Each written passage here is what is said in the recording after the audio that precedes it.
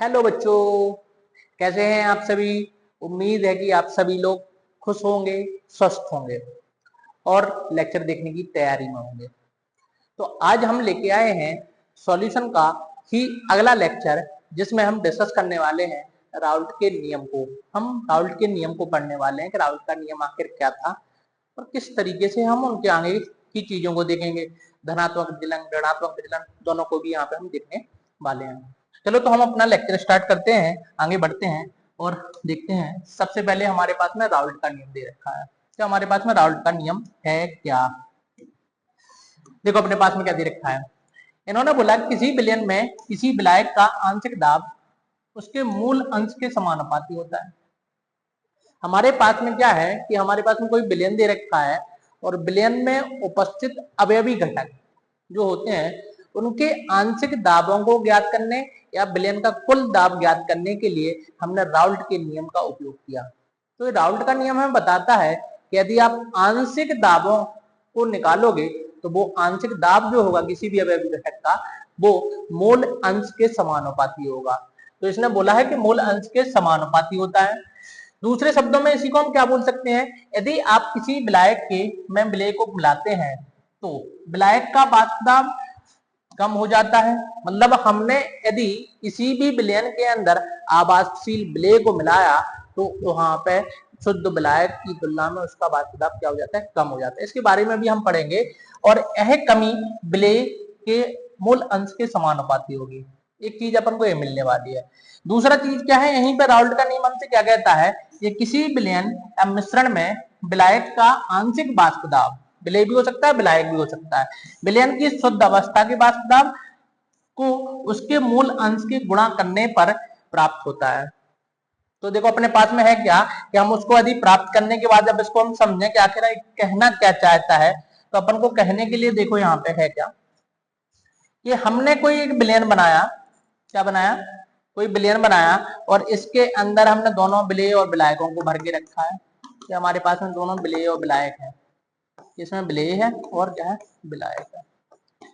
हमने देखो क्या माना है, हमने विलय को कितना माना है, विलय को हमने विलय को ए माना है, जबकि विलायक को हमने क्या मान के चले हैं, पूरे के पूरे चैप्टर में हम बी मान के चले हैं। इसको ए और इसको हमने क्या माना है, बी माना है। आओ अपन देखते हैं कि यहाँ पे हमें क्या करने के लिए मिलने वाला है। तो राउल्ट का नियम हमसे क्या कहता है कि यदि हम किसी भी अवयवी घटक का, अवयवी घटक का मतलब विलय भी हो सकता है विलायक भी हो सकता है, यदि हम इसका वाष्प दाब ज्ञात कर रहे हैं तो ये वाष्प दाब इसके मूल प्रभाज या मूल अंश के समानुपाती होगा। मतलब विलयन में आपने कितना विलय को मिलाया है उसके समानुपाती विलय का आंशिक दाब होगा। वही सेम स्थिति कहां पर विलायक के केस में मिलेगी। तो विलायक के केस में मिलेगी कि क्या होगा, उसके मूल अंश के समानुपाती होगा, ये मूल अंश के समानुपाती होगा। जबकि ये ऊपर वाली लाइन तो अपन को यही बोल रही है, जबकि जो दूसरे शब्दों में हमने लिखा है कुछ जगह पे आपको ये भी मिल जाती है कि जो विलय का जो वाष्प दाब है, आंशिक वाष्प दाब है, वो किसके, शुद्ध विलायक के वाष्प दाब। हमने कल आपको बताया था कि शुद्ध विलायक का वाष्प दाब या विलय का वाष्प दाब हम प्रायोगिक रूप से ज्ञात करते हैं। तो जैसे ही समानुपाती का चिन्ह हटाते हैं हमारे पास में पी नॉट ए क्या आता है, नियतांक आता है कि पी नॉट ए हमारा क्या है, एक नियतांक आ गया। ठीक है, तो हमें आंशिक वाष्प दाब क्या मिला, विलय का ई नॉट ए एक्स ए। मतलब वाष्प दाब और आंशिक वाष्प दाब जो है क्या मिला अपन को, दोनों के गुणनफल के बराबर मिला। वाष्प दाब को उसके मूल अंश के गुणा करने पर प्राप्त होता है, दोनों का मिल चुका है गुणा करने पर। यहाँ पे पीबी का भी मान कितना होगा, ये होगा पी नॉट बी और एक्स बी के बराबर होगा। दोनों का गुणज आपको यहाँ पे भी मिलेगा। तो दो परिभाषाएं, आप चाहे ऊपर वाली लिखो चाहे नीचे वाली लिखो, तो हम ये भी बोल सकते हैं किसी भी विलयन के अंदर विलय का जो वाष्प दाब है, आंशिक वाष्प दाब, वो किसका, शुद्ध अवस्था का वाष्प दाब व मूल प्रभाज के गुणनफल के बराबर होता है। या क्या बोल सकते हो कि आंशिक वाष्प दाब किसके समानुपाती होता है, विलय की मात्रा, विलय मतलब विलय का मूल प्रभाज के समानुपाती होता है। तो हमारे पास में एक क्या दिया है इन्होंने, राउल्ट के नियम दिया। अब अपन देखते हैं यहाँ पे कि हमारे पास में है क्या। यहाँ पे हमने आपको बताया कि इसके अंदर दो चीजें उपस्थित थी और दोनों के हमने वाष्प दाब ज्ञात कर लिए, एक विलय था और दूसरा क्या था हमारे पास में विलायक, क्या था, दूसरा था विलायक। इसका जो बात पदार्थ मिला हमें पी ए, वो क्या मिला, पी नॉट ए एक्स ए मिला, और यहाँ पे पी बी का जो मान मिला वो मिला हमें P naught B X B के बराबर मिला। ये हमें दो मान यहाँ से देखने के लिए मिले, ये पी ए का मान है और पी बी का मान है। अब देखो हमने विलयन का कुल वाष्प दाब ज्ञात करने की कोशिश की कि आखिर विलयन का कुल वाष्प दाब क्या होगा। तो कुल वाष्प दाब क्या होगा, कुल वाष्प दाब, तो हमें कुल वाष्प दाब ज्ञात करने के लिए हमारे पास में डाल्टन भाई साहब आए। कौन आए, डाल्टन आए, और डाल्टन के अनुसार हमने बोला, डाल्टन के अनुसार यदि हम किसी भी विलयन का या किसी भी मिश्रण का कुल दाब ज्ञात करते हैं तो ये बोलते हैं पीटी। पीटी का मतलब कुल टोटल, या इसी को हम यहाँ पे पीएस भी लिख सकते हैं। पीएस क्यों, क्योंकि टोटल क्या बना, अपने पास में सॉल्यूशन बना। ये किसके बराबर है, P A plus P B, मतलब जो भी अवयवी घटक उपस्थित हैं उनके आंशिक वाष्प दाबों का जब हम योग करते हैं तभी तो जाके हमें कुल वाष्प दाब या कुल दाब प्राप्त होता है। ये डाल्टन ने बोला कि किसी भी विलयन का यदि हमें वाष्प दाब ज्ञात करना है तो अवयवी घटकों के आंशिक वाष्प दाबों का आप योग कर लें तो आपको कुल दाब वहां पे देखने के लिए मिल जाएगा। अब देखो हमें यहाँ से पी ए और पी नॉट पी बी का मान रखते हैं, तो हमारे पास में पी एस बराबर मिला P naught A X A plus P naught B X B मिल जाएगा। ये हमारे पास में जो समीकरण आई, इस समीकरण किसकी समीकरण है, ये राउल्ट भाई साहब की समीकरण आ चुकी है। इसी को हम राउल्ट का नियम भी बोल देते हैं। राउल्ट का नियम है, किसका नियम है, राउल्ट का नियम। ये हमारे पास में राउल्ट का नियम आ चुका है। अब देखो इस राउल्ट के नियम में हम थोड़ा सा चेंजेस करके रखते हैं कि अपने पास में चेंज कितना होना चाहिए। तो हमने यहाँ पे चेंज किया, क्या चेंज करते हैं अपन को पता है, हमने आपको बताया है कि दोनों के विलेय प्लस विलायक के मूल प्रवाहों का एक किसके बराबर होता है, एक के बराबर होता है। किसके बराबर होता है, एक के बराबर होता है। तो हमने एक के बराबर रखते हैं यहाँ पे। अब देखो हम क्या करते हैं, यहां से किसी भी एक को हम क्या करते हैं, हटाते हैं, चाहे हम एक्स को हटा दें चाहे एक्स बी को हटा दें। कैसे हटाते हैं हमने एक बार एक्स ए बराबर रखा 1 माइनस एक्स बी को रखा, किसको रखा, 1 माइनस एक्स बी को रखा, जबकि दूसरी जगह पे हम यहाँ पे रखने वाले हैं एक्स बी बराबर 1 माइनस एक्स ए को रखने वाले हैं, 1 माइनस एक्स ए को हम रखने वाले हैं। अब देखो अपने पास में यहाँ पे मिलने वाला क्या है, कि हम क्या करने वाले हैं, यहाँ पे देखते जाते हैं, करते हम क्या हैं। देखो देखो भाई, अपने पास में हमने इस समीकरण में एक्स ए की जगह पर रख दिया मान, तो अपने पास में पी एस बराबर पी नॉट ए, एक्स ए की जगह पर क्या रखना है आपको, 1 माइनस एक्स बी रखना है, प्लस पी नॉट बी, और क्या मिल जाएगा, एक्स बी मिल जाएगा, मिल जाएगा पी नॉट बी, और एक्स बी आपको मिलने वाला है। अपन देखो यहां से क्या करने वाले हैं, हमने देखा यहाँ पे पी एस बराबर, हमने मल्टीप्लाई किया, अंदर गुणा किया, तो ये पी नॉट ए माइनस पी नॉट ए, अरे यार आपको दिक्कत ज्यादा ही कर रहा है, एक्स बी आ जाएगा, ठीक है। और यहाँ पे क्या मिल जाएगा, P naught B X B मिल जाएगा। अब हम देखो इस माइनस वाले को पीछे रखते हैं, प्लस वाले को आगे करते हैं, तो अपने पास में यहाँ पे पी एस बराबर आपको क्या मिला, हमें मिला पी नॉट ए, हमने इस प्लस वाले को आगे रख दिया, P naught B X B minus P naught A और एक्स ए, हो एक्स ए नहीं एक्स बी, इसको हमने पीछे रख दिया, इसको हमने आगे लिख लिया। अब देखो हम इसमें से क्या कॉमन ले सकते हैं, हमने यहां से कॉमन लिया क्या, एक्स बी को कॉमन ले लिया, तो कितना बचेगा, P naught B minus P naught ए आपको मिल जाएगा। ये हमारे पास में पी एस का मान हो जाएगा, किसका मान है, पी एस का मान आ चुका है। इस वाली समीकरण से हमने देखा कि अपने पास में एक्स ए हट गया है, केवल एक्स बी के पदों में हमने समीकरण ज्ञात किया। वैसे ही बिल्कुल समान हम समीकरण किसमें ज्ञात कर सकते हैं, हम इसमें भी ज्ञात कर सकते हैं कि यदि हम इसकी जगह पे हम किसको रख दें, हम एक्स बी की जगह पे रख दें, तो अपने पास में देखो क्या मिलेगा, P naught A X A plus P naught B ओहो एक्स बी की जगह पे अपन को रखना है 1 माइनस एक्स ए, इतना रखना है। अब देखो हम यहां से क्या करने वाले हैं, हम यहां से देखें कि हम इसका अंदर गुणा करेंगे तो अपने पास में समीकरण क्या मिलेगी, ये मिल जाएगा पी नॉट बी अंदर पी नॉट बी और यहाँ पे एक्स ए मिल जाएगा। अरे यार कल हम इसको, चलो ठीक है, अपने पास में ये मिल जाएगा, इधर से आ जाएगा। इधर से देखो हम क्या करते हैं, वही तरीका कि हम प्लस वाले को आगे रखते हैं और माइनस वाले को हमने क्या रखा, पीछे रखा, मतलब P naught A X A minus P naught B X B को रखा, ओ एक्स ए को रखा।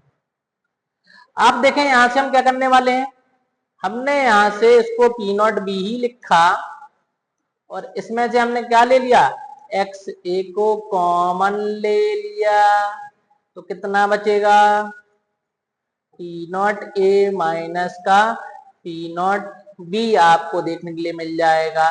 ये हमारे पास में सॉल्यूशन का वेपर प्रेशर आ जाएगा। तो हम किसी एक के टर्म्स में यहाँ पे इक्वेशन को कन्वर्ट कर सकते हैं, या तो हम एक्स ए के टर्म्स में या एक्स बी के पदों में हम इसको परिवर्तित कर सकते हैं। तो आप लोग इस चीज को क्या करें, नोट करें, ठीक है, वीडियो को पॉज करके आसानी से आप लोग नोट करते जाएं। हाँ वीडियो प्रॉपर्ली चल रही है, इस तरीके से हम अब आगे, आप इसको पॉज करके नोट करें, हम आगे डिस्कस करते हैं। अब अपने पास में आया राउल्ट के नियम की सीमाएं, तो देखो राल्ट नहीं राउल्ट के नियम की सीमाएं अपने पास में देखो। सबसे पहले क्या है, एक आदर्श विलयनों पर लागू होता है, भाई जब बिल्कुल सही बात है। अभी हम आपको बता रहे वाले हैं आगे कि आखिर आदर्श विलयन होते क्या है, तो कहां पे लागू हुआ, केवल और केवल आदर्श विलयनों पर लागू होने वाला है, ठीक है। मतलब ये बताया है कि आदर्श विलयन क्या होते हैं, जिनमें आपसी बल ए बी बी इन सब के बीच में अभी हम बताने वाले हैं, अभी परेशान नहीं हुआ, आप आगे जस्ट बताने वाले हैं। आपसी क्रियाओं में की अनदेखी ना हो, मतलब ऐसा नहीं हो कि विलय विलायक को आपने मिलाया और भाई सब लोग आपस में ही अभिक्रिया कर बैठे। जब आपस में अभिक्रिया कर बैठेंगे तो ना तो हमें विलय का वाष्प मिले दाब मिलेगा, ना ही विलायक का मिलेगा। हम इंतजार कर रहे थे कि विलय का हमें वाष्प दाब मिले, पता चला विलय विलायक मिलके उन्होंने कुछ और तीसरी चीज बना के रख दी, तो हमें उस अवयवी घटक का आंशिक वाष्प दाब मिला ही नहीं। इसीलिए विलय और विलायक को आपस में अभिक्रियाएं नहीं करनी चाहिए, ठीक है। और जेकेम वास्तविकता में क्रिया भिन्न भिन्न हो सकती हैं, जिनके कारण ये क्या कर सकते हैं, विचलन प्रदर्शित करेंगे, जिसके कारण ही आपको धनात्मक और ऋणात्मक विचलन मिलने वाला है। उच्च सांद्रता पर ये क्या होता है, असफल होता है, उच्च सांद्रताओं पर नहीं लगता है। मतलब एक अपने पास में निश्चित सीमाओं पर ही राउल्ट का नियम क्या होता है, लागू होता है। और जब सांद्रताएं भिन्न भिन्न सांद्रताओं पर लागू नहीं होगा तो वो वहां पे आदर्श विलयन ना होके अनादर्श विलयन होंगे। अभी हम जस्ट इसके आगे हम बात करने वाले हैं, ठीक है। तो वहां पे जब विलयन दिक्कत हो गए तो उसके कारण अपन को विचलन वहां पे देखने के लिए मिलने वाले हैं। इसीलिए लिख रहा है अधिक सांद्रता वाले विलयन में विचलन देखा जाता है, अपन को विचलन देखने के लिए मिलता है, धनात्मक ऋणात्मक। तापमान पर निर्भरता, ठीक है, यह नियम एक निश्चित तापमान पर लागू होता है, वही बोल दिया इन्होंने, यदि आप ताप परिवर्तित करोगे तो विचलन भी आपको देखने के लिए मिलने वाले हैं। इसीलिए निश्चित तापमान पर ही ये क्या होते हैं, लागू होते हैं। तो इस तरीके से चीजें हमें देखने के लिए मिल रही हैं। हम आगे बढ़ते हैं, देखिए आगे अपने पास में क्या दे रखा है, सीमाओं को आपको देखने के बाद हमारे पास में छोटा सा क्वेश्चन आया है और इस क्वेश्चन को हम सॉल्व करने वाले हैं। देखो अपने पास में क्या दे रखा है यहाँ पे, पहले हम गिवन डेटा लिख लेते हैं, आखिर दिया क्या गया है। अपने पास में उसने 1 बिलियन में 2 द्रवों को रखा है, एक द्रव ए को रखा है, काय भाग गए, एक द्रव हमने बी को रखा है। दो द्रव लाए हैं, दो में से एक ए और एक का बी दे रखा है। एक्स ए का उसने जो मोल प्रभाज दिया है वो अपन को कितना दिया है 0.4, जबकि बी का जो मोल प्रभाज है क्रमशः शब्द बोला है भाई साहब 0.6 दे रखा है। क्या हमारे पास में 0.6 आ जाएगा, ठीक है। अब उसने बोला है उनका वाष्प दाब क्रमशः, वाष्प दाब का मतलब शुद्ध अवस्था का वाष्प दाब दिया है, मतलब हमें पी नॉट ए का मान दिया है, जो आगे है वो ए का होगा और जो बी पीछे है वो किसका होगा, बी का होगा। पी नॉट बी का मान दिया है उसने हमें कितना 80 mmHg, ये दे रखा है 80 mmHg। तो विलयन का कुल वाष्प दाब ज्ञात कीजिए कि आखिर विलयन का कुल वाष्प दाब कितना आने वाला है। तो देखो अपने पास में क्या दे रखा है हमने यहां से समीकरण पड़ी हुई है कि अपने पास में कुल दाब कितना आता है।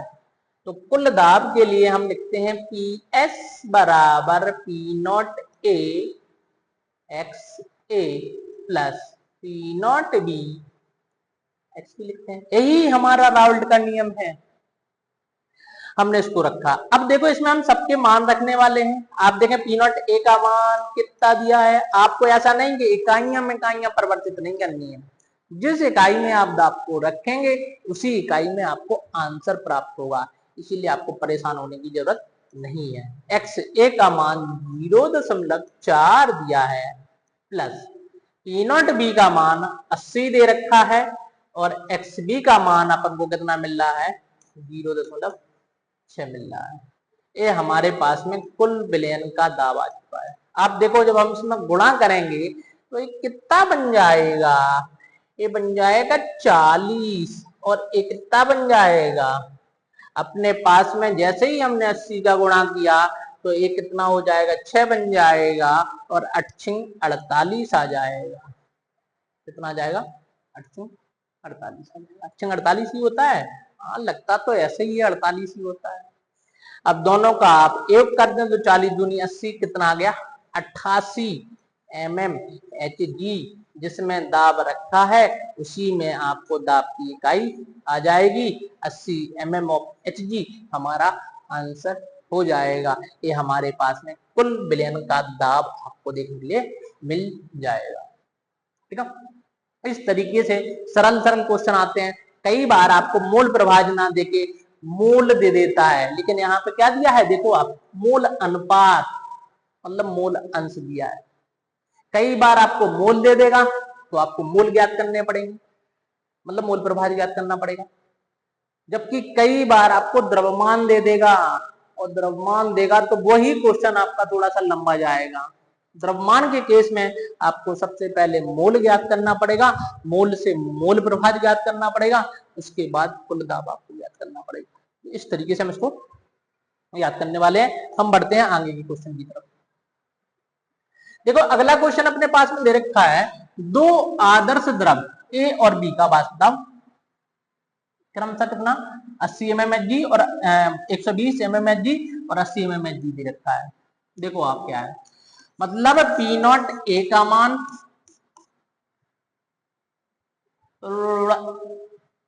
पी नॉट ए का मान दिया है 120 mmHg, पी नॉट बी का मान दिया है आदर्श बोला है तो पी नॉट बी का मान हमें दिया है 80 mmHg। ओहो क्या भाई साहब mmHg ये दे रखा है। यदि उनके बराबर मोल मिलाए जाएं तो अधिक वाष्प दाब बी या ए का होगा, मतलब आपको बताना है ए का आंशिक वाष्प दाब ज्यादा होगा बी का ज्यादा होगा। अब देखो यहाँ पे है क्या, हमें यहाँ पे समान मोल मिलाने हैं। समान मोल मिलाने का मतलब आप क्या मान लें कि विलय को भी हमने n मोल मिलाए और विलायक के भी हमने n मोल मिलाए। n का मतलब हम समान मान रहे हैं विलय और विलायक। विलायक अभी तक देखो हम यहाँ पे क्या माना करते थे, Na, इसको हम मानते थे Nb, तो इसके भी n मोल, Na बराबर n और इसके भी n। आपको कोई संख्या माननी है आप संख्या मान सकते हो, जिससे भी आपको करना हो आप उस तरीके से मान सकते हो, x मानना हो x मान सकते हो। अब देखो हम यहाँ पे क्या करने वाले हैं, हम इनका मोल प्रभाज्य ज्ञात करेंगे। सबसे पहले तो अपने पास में मोल प्रभाज्य क्या आ रहा है, तो हमने देखा XA का जो मोल प्रभाज्य आएगा वो आएगा Na बटे में Na प्लस Nb, ये मिलेगा आपको। तो आप देखें Na का मान कितना, n बटे में n प्लस n, तो कितना हो गया n बटे में 2n, मतलब n से n कट गया, 1/2 0.5 आपको मिला, या 1/2 लिख सकते हो आप। ऐसे ही हमने XB को लिखा, हमने आपको बताया था जिस भी घटक का मोल प्रभाज्य लिख रहे हो उसके मोल बटे में कुल मोल आपको करना पड़ता है, यही हमारा तरीका रहता है। आप देखें यहाँ पे NB के मोल कितने हैं, NB के n बटे में n प्लस n, कितना आ जाएगा n बटे में 2n मिल जाएगा। आप देखें n से n यहाँ पे कट जाएगा, 1/2 मतलब 0.5 मिल गया। दोनों के मूल अंश आपको समान मिले 0.5। अब आप देखो यहां से हम PA को ज्ञात कर रहे हैं और PB को ज्ञात कर रहे हैं। PB आपको पता है PA बराबर P not A x A, PB बराबर P not B x B। हम दोनों के मानों को रख देते हैं, देख लेते हैं क्या होता है। P नॉट A का मान कितना है बाबूजी लोगों, तो है 120 गुणा 1/2 या 0.5, आपको मिल जाएगा 60 mmHg। ये मिल गया हमें PA का मान। PB बराबर कितना आएगा, बोलो दोस्तों, बोलो भाइयों क्या आएगा, तो आपको मिलेगा 80 गुणे 1/2 आया 40 mmHg। आप बताएं अब कि किसका मान ज्यादा है, PA का PB का, तो आपको दिख रहा है यहां से बिल्कुल खुले शब्दों में कि 60 ज्यादा होता है 40 की तुलना में, इसीलिए PA ज्यादा होगा PB की तुलना में। PA का आंशिक वाष्प दाब ज्यादा होगा PB की तुलना में, आपको मिलने वाला है। ये तरीका रहेगा, इस तरीके से हम आसानी से ज्ञात कर सकते हैं। आगे देखते हैं, देखिए अपने पास में क्या है। हमारे पास में अब विलयनों के प्रकार आते हैं, और विलयनों के प्रकार में हम देखते हैं, यदि आप नोट कर रहे हैं तो वीडियो को पॉज करें, आसानी से नोट करते रहें, चैनल को जरूर सब्सक्राइब करते रहें, वो सब्सक्राइब करना मत भूलें, साथ में आप लोग वीडियो को जरूर शेयर करते रहें, ठीक है। यहां से देखो अपने पास में अपन को विलयन के दो प्रकार मिलते हैं, एक आदर्श विलयन और एक क्या, अनादर्श विलयन। अब हम सबसे पहले बात कर रहे हैं कौन से विलयनों की भाई, जब बात कर रहे हैं हम बात कर रहे हैं आदर्श विलयन। तो इन्होंने बोला ऐसे विलयन जो हर एक स्थितियों पर राउल्ट के नियम का पालन करते हैं, मतलब XA plus P naught B X B के पालन करते हैं, तो ऐसे को हम क्या बोल देते हैं, आदर्श विलयन बोलते हैं। सभी स्थितियों पर इसके राउल्ट के नियम का पालन कर रहे हैं, उन विलयनों को हम क्या बोलते हैं, आदर्श विलयन बोल देते हैं, वो हमारे आदर्श विलयन बोलते हैं। देखो इसमें क्या है, इसमें बोला गया, उनको भी पढ़ के देख लेते हैं आखिर बोल क्या रहे भाई साहब। वही विलयन जिसमें कोई ऊष्मा परिवर्तन नहीं हो, हम बिल्कुल आगे बताने वाले हैं कि ऐसे विलयनों में डेल्टा H मिश्रण का मान 0 के बराबर होता है। दूसरा, नहीं संकुचन होता है ना ही प्रसारण होता है, मतलब ना तो आयतन में वृद्धि होती है ना ही आयतन में क्या होती है, कमी होती है। मतलब जो विलयन का आयतन है वो डेल्टा V मिश्रण बराबर 0 होता है। इसके बाद देखो अपने पास में पूरी तरह राउल्ट के नियम का पालन करते हैं, आदर्श विलयन कहलाते हैं भाई साहब। चलो ये भी ठीक है। दूसरा पढ़ लेते हैं, जब दो या दो से अधिक ऐसे मिश्रण बनाते हैं, पदार्थों को मिला के एक मिश्रण बनाते हैं जिनमें उनके कणों के बीच आपसी बल पहले के समान रहता है, यानी ए बी के बीच लगने वाले बल समान होते हैं, उनका बास्केटबॉल राउल्ट के नियम को पूरी तरह पालन करता है, ऐसे विलयन आदर्श विलयन कहलाते हैं। अभी आप ये समझें कि हर एक स्थिति पर राउल्ट के नियम का पालन करें तो आदर्श विलयन कहलाते हैं। हम इनके बारे में अभी हाल जस्ट आगे हम डिस्कस करने वाले हैं कि आखिर ए भाई साहब क्या बोल रहे हैं और आखिर कौन कौन सी स्थितियां आपको मिलने वाली हैं। यदि सभी स्थितियों पर राउल्ट के नियम का पालन होता है तो ऐसे विलयन आदर्श विलयन कहलाने वाले। हम आगे बढ़ते हैं बच्चों, आगे बढ़ते हैं। देखो यहाँ पे हम समझते हैं कि आखिर आदर्श विलयन क्या है। हमने देखा कि हमारे पास में विलेय और विलायक को मिलाने के बाद ही आपको क्या मिलने वाला है, विलयन बनने वाला है। ये देखो हमने यहाँ पे शुद्ध विलेय को माना, मतलब अभी हमने मिलाया ही नहीं है, हमने दोनों को अलग अलग रखा। ये हमारा क्या है, विलायक है, विलायक है। हमने इसमें अलग कलर का पानी भर दिया, ये हमारा विलायक। अरे यार अलग कलर का भर दिया, ये विलायक है। आपको हमने बताया था कि हमने विलेय को ए माना है जबकि विलेय को क्या माना है, बी माना है। सपोज आप समझे कि सपोज आपने विलेय को, विलेय देखा उसमें पानी भरा तो हुआ क्या, एक बोतल के अंदर हमने यदि पानी भरा तो ऐसा नहीं होता है कि उस बोतल के अंदर एक ही जल का अणु लेटा पड़ा हुआ है, ऐसा होता है क्या? अरे नहीं होता है, उसमें बहुत सारे जल के अणु उपस्थित होते हैं और उन जल के अणुओं के मध्य किस प्रकार के आकर्षण बल लग रहे होते हैं। तो यहाँ पे जो बल मिलेंगे वो आकर्षण बल आपको क्या मिलेगा, हम उसको चाहे आप बल बोल दें, एफ बोल दें, चाहे आप बंद ऊर्जा बोल दें। चलो हम आकर्षण बल एफ ही बोल रहे हैं आपसे, हमने एफ बोला तो हमने एफ बोला A B, sorry A B नहीं ए ए, इनके अणुओं के मध्य ए मतलब जल और जल के मध्य लग रहे होंगे। यहाँ पे जैसे हमने मान लिया कि यदि एल्कोहल भरा तो आपके एल्कोहल के अणुओं के मध्य लग रहे होंगे, मतलब यहाँ पे जो आकर्षण बल लग रहे होंगे वो बी और बी के मध्य लग रहे होंगे। लेकिन जैसे ही हमने विलयन बनाया तो विलयन कब बनेगा, जब हम दोनों को मिला देंगे। तो हमने दोनों को मिला दिया और मिला दिया तो अपन को क्या देखने के लिए मिला, विलयन। अब इनमें दोनों लोग उपस्थित हैं, ए भी है और क्या है, बी है। तो यहाँ पे अणुओं के मध्य क्या किस प्रकार के आकर्षण लगेंगे, विलयन में ए होगा और बी होगा, मतलब यहाँ पे एफ ए और बी के मध्य आकर्षण आपको देखने के लिए मिलेंगे। अब बोला गया कि यदि हमें आदर्श विलयन चाहिए तो आदर्श विलयनों के लिए क्या है, हमने अभी हाल आपको बताया है कि पीएस जो हो वो अवयवी घटकों के बाध्यता के बराबर हो, P naught B X B इसके बराबर हो।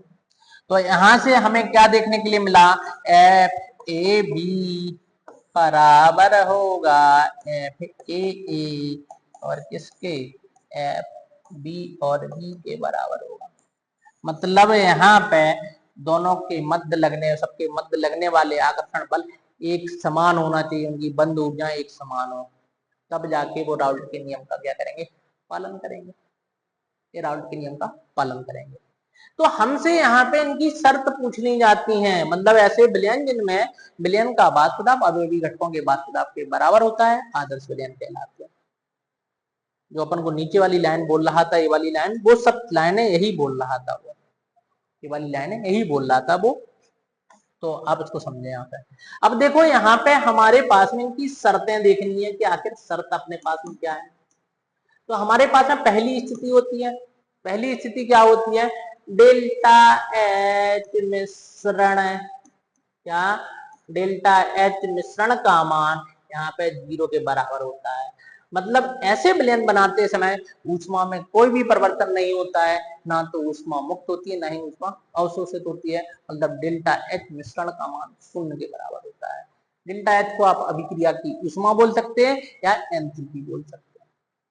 दूसरा है हमारे पास में क्या, अपने पास में डेल्टा भी मिश्रण, इसमें क्या होगा, इसका मान भी शून्य के बराबर होगा, मतलब इसके आयतन में भी कोई भी परिवर्तन नहीं आने वाला।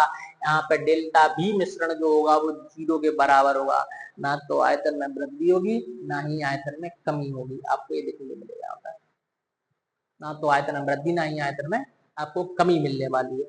तीसरा देखो हमारे पास में तीसरा क्या है, तो हमने तीसरा देखा यहाँ पे कि डेल्टा एस मिश्रण, डेल्टा जो होता है मिश्रण, इसका मान हमेशा धनात्मक होता है। डेल्टा एस का मतलब होता है एंट्रोपी, तो एंट्रोपी का मतलब होता है क्या, अव्यवस्था।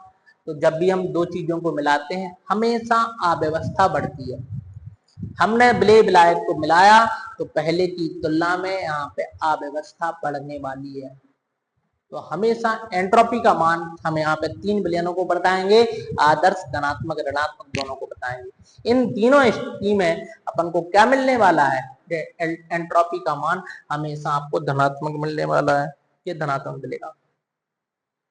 अगला है हमारे पास में, अपने पास में चौथा पॉइंट, अवयवी घटकों का जो वाष्प दाब है पी ए बराबर हमें मिलेगा पी नॉट ए एक्स से मिलेगा, और पी बी बराबर क्या मिलेगा, पी नॉट बी एक्स भी मिलने वाला है। ये हमें यहाँ से देखने के लिए मिलने वाला है कि पी ए बराबर पी नॉट ए एक्स से और पी नॉट बी एक्स भी आपको मिलने वाला है। आप देखें, अपन देखते हैं कि डेल्टा बी मिश्रण बराबर 0 आता है, मतलब हमने जो दोनों को मिला के जो विलयन बनाया है, मतलब बी जो विलयन बनाते हैं वो हमारे लिए केवल आदर्श विलयनों के लिए लागू होता है। ओ हो बी विलेय प्लस बी विलायक के बराबर होता है। ये हमारे पास में देखने के लिए मिलने वाला है। इन दोनों के योग के बराबर आपको क्या मिलेगा, विलयन मिलने वाला है। तो इस तरीके से हम यहाँ पे काम करने वाले हैं, विलेय और विलायक का हम बात करेंगे, ठीक है। ये हमारे लिए किसमें, आदर्श विलयनों के लिए है। हम आदर्श विलयनों के लिए यहाँ पे इसका हम ग्राफ भी बनाते हैं। तो देखो ग्राफ बनाने का तरीका अपने पास में क्या है, आप इसको समझें अच्छा सा सुंदर सा, क्योंकि ये 3 स्थितियों में अपन को देखने के लिए मिलने वाला है। देखो यहाँ पे समझो, अब मैं यहाँ पे किसको रखा, वाष्प दाब को रखा, ये हमारा क्या है यहाँ पे वाष्प दाब दे रखा। यहाँ पे हमारे पास में क्या है, मोल प्रभाज है,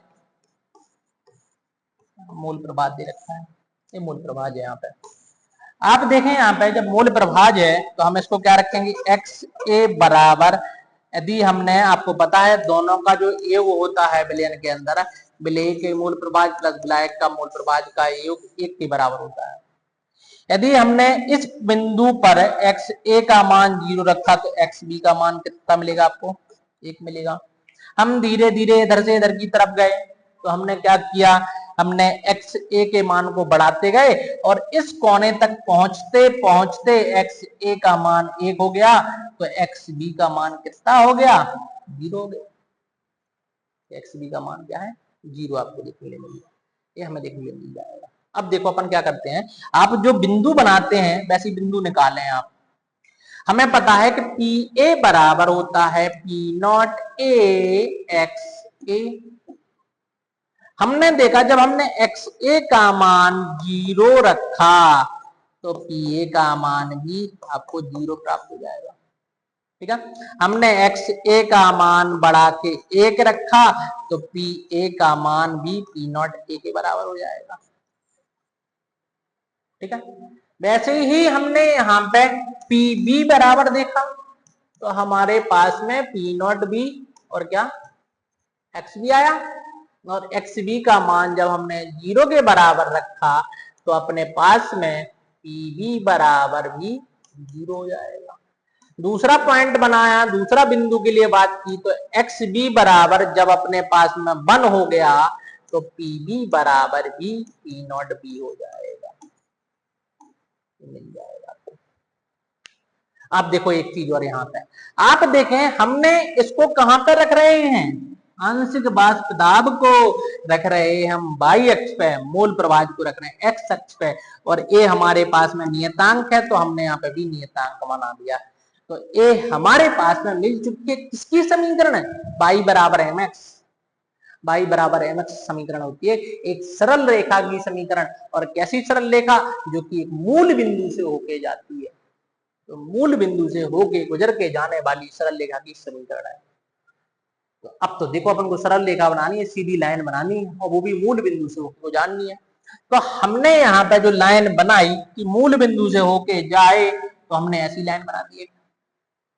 ए वाली लाइन वो है जब हमने एक्स ए का मान 0 रखा, तो यहाँ पे पी ए का मान 0 है, और जब हमने इसको एक्स ए को 1 रख दिया तो पी ए बराबर पी नॉट ए यहाँ पे मिला है। दूसरी चीज आपको पता है, बिलियन में बिले का मान कम होता है, इसीलिए हमने इस बिंदु को नीचे बना रहे हैं। अब देखो जब हम बिलायक को बनाएंगे तो हमने इस बिंदु को ऊपर बना दिया। भाई लोगों, ये लाइन सीधी है, यदि तिरछी लग रही है तो आप लोगों को सीधी बनानी है, पटरी का उपयोग करके सीधी बनानी है। हमसे तो गलती से बन गई है उल्टी सीधी, तो ध्यान रखें थोड़ा सा कि सीधी ही लाइन बने। तो ए वाली लाइन विलय को निरूपित कर रही है, जबकि ऊपर वाली लाइन किसको, विलायक को निरूपित कर रही है। और इस बिंदु पर पी भी बराबर पी नॉट भी है। हमने ए विलय को, ए विलायक को, तो विलयन को कौन सी बनाएगी, ए वाली लाइन विलयन को बताएगी कि विलयन के लिए हमने यहाँ पे बनाई हुई है, तो विलयन के लिए बन रही है। तो ए वाली लाइन किसको निरूपित कर रही है, ये बता रही है पी ए बराबर P naught A X A. ये बता रही है पी बी बराबर P naught B X B. जबकि ए वाली लाइन विलयन के लिए बना रही है, और यहाँ पे हम बताएंगे पी एस बराबर P naught A X A plus P naught B X B के बराबर होगी। तो इस तरीके से हमने आदर्श विलयन के लिए हमने यहाँ पे क्या बना, एक ग्राफ बनाया कि हमारे लिए आदर्श विलयनों के लिए हमने एक एक ग्राफ यहाँ से बना के रख दिया कि हमारे पास में आदर्श विलयनों के लिए ग्राफ क्या आ रहा है, क्या आ रहा है। ओहो, इस तरीके से थोड़ा सा कलर वेरी कर जाता है, ठीक है। आगे हम देखते हैं, वीडियो को पॉज करके आप आराम से बिल्कुल ग्राफ बनाएं। हम इनके उदाहरणों को देखते हैं, देखो कैसे उदाहरण है अपने पास में, इनको भी अपन समझते हैं। हमने देखा कोई एक उदाहरण को लिया, अपने पास में बेंजीन और टोल्यून दोनों ही एक जैसे हैं, हमने हेक्सेन और हेप्टेन को लिया। समझते हैं इसको, देखो समझो, अपने क्लोरोबेंजीन ब्रोमोबेंजीन सब चीजें एक जैसी हैं। हमने लिया हेप्टेन और हेक्सेन को लिया, ये हमने भरा इसमें हेक्सेन को, इसमें भरा हमने हेप्टेन को। ए है हेक्सेन, ये है हेप्टेन, और ए हमने मिलाया, दोनों को मिला के रख दिया, तो इसमें विलयन बनाया तो हेक्सेन भी होगी और हेप्टेन भी होगी। आप समझे इसमें, देखो हमने जब इसके अंदर किसको रखा, हेक्सेन को रखा, इसके अंदर हमने किसको रखा, हेप्टेन को रखा, तो देखो होगा क्या, हेक्सेन में क्या है, अपने पास में अध्रुवीय प्रकृति की होती हैं। एल्केन जो है वो अध्रुवीय प्रकृति की होती हैं, उनके मध्य कोई भी विद्युत ऋणात्मकता का अंतर नहीं होता है, अध्रुवीय होती है। जब अध्रुवीय प्रकृति की हैं तो अपने पास में जो यहाँ पे एफ ए होगा और यहाँ पे एफ बी होगा जो आकर्षण बल होगा, और यहाँ पे एफ ए बी होगा। यहाँ पे आकर्षण लग रहा होगा किसमें, हेक्सेन हेक्सेन के अणुओं के मध्य, तो अपने पास में अध्रुवीय अध्रुवीय क्या मिलेगा, अध्रुवीय अध्रुवीय आकर्षण, मतलब बांड्राबल बल लग रहे हैं, और वो भी दुर्बल बांड्राबल, सबसे दुर्बल बांड्राबल बल का सबसे दुर्बल सबसे कमजोर प्रकार है अध्रुवीय अध्रुवीय। इसमें भी अध्रुवीय अध्रुवीय लगेगा, क्या लगेगा, क्योंकि ये भी क्या होती है, नॉन पोलर होती है, अध्रुवीय होती है, तो यहाँ पे भी अध्रुवीय अध्रुवीय आकर्षण बल लगेंगे। और जब हमने दोनों को मिला दिया तो ए भी एल्केन है, वो भी एल्केन है, दोनों ही अध्रुवीय प्रकृति की हैं, तो यहाँ पे भी आपको अध्रुवीय अध्रुवीय प्रकृति के आकर्षण बल मिलने वाले हैं। मतलब सब में एक समान आकर्षण बल मिलेंगे, जिसके कारण इन बंधों की सबकी जो बंध ऊर्जाएं हैं वो लगभग लगभग समान मिलेंगी। क्या मिलेंगी, लगभग लगभग समान मिलेंगी। और जब लगभग लगभग समान मिलेंगी तो कैसे विलयन बनाएंगे, आदर्श विलयन बनाने वाले। कैसे विलयन बनाएंगे? आदर्श विलयनों का ही निर्माण करने वाले हैं कि आदर्श विलयन बनेंगे। तो इसी तरीके से हमने इनको यहाँ पे क्या बनाया? आदर्श विलयन बनाया।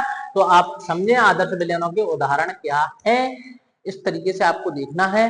दोस्तों आप लोग चैनल को सब्सक्राइब करना जरूर ना भूलें, ठीक है। साथ में वीडियो को शेयर करते रहें। बाकी की चीजों को हम आगे के अनआदर्श विलयनों को कल डिस्कस करने वाले हैं। यहाँ पे हमने आज आदर्श विलयनों तक पढ़ा है, हम कल आपको अनादर्श विलयन में धनात्मक विचलन और ऋणात्मक विचलनों के बारे में हम जानकारी प्राप्त करेंगे। Thank you.